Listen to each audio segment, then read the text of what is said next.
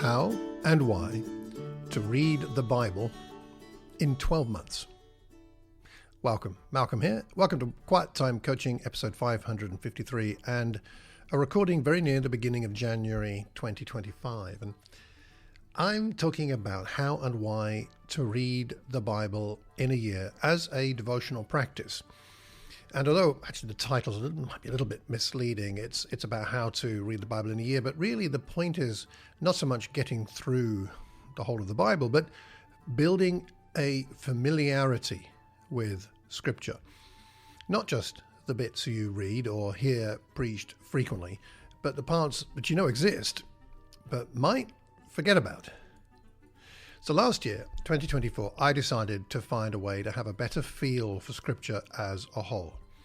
And I'd like to tell you how I proceeded this week, and then next week I'll share precisely what I did.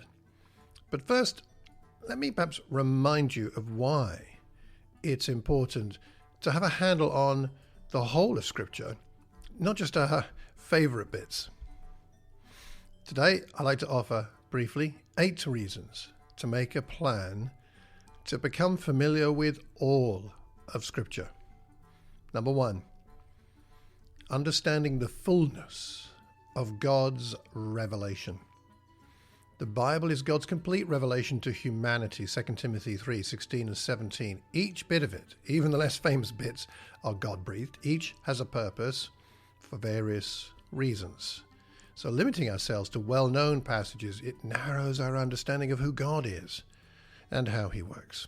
Number 2, context and depth. Familiarity with the whole Bible helps us understand the context of the passages we already know well. For example, something like John 3:16.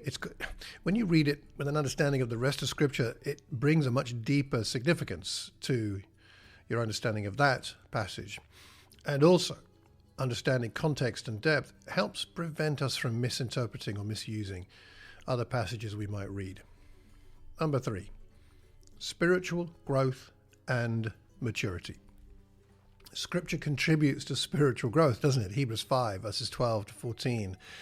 And it is true that the less famous parts, like genealogies and laws and some of the historical narratives, they often reveal aspects of God's character and his long-term faithfulness that we might otherwise overlook. So it's important to read the difficult parts, stretch our faith. That fosters maturity.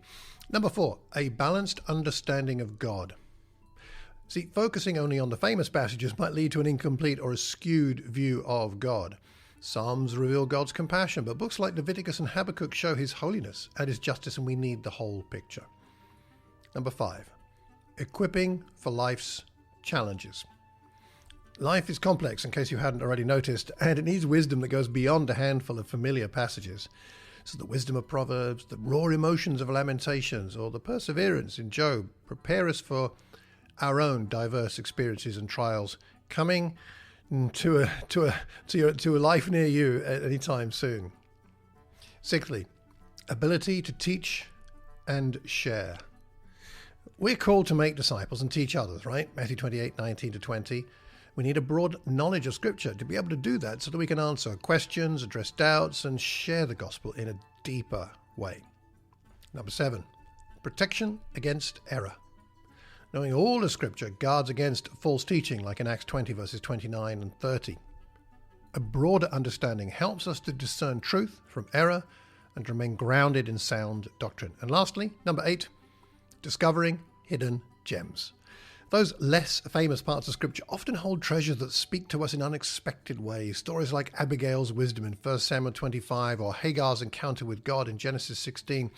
They give us profound lessons about God's care and our response to him. So, which of my 8 reasons resonates the most?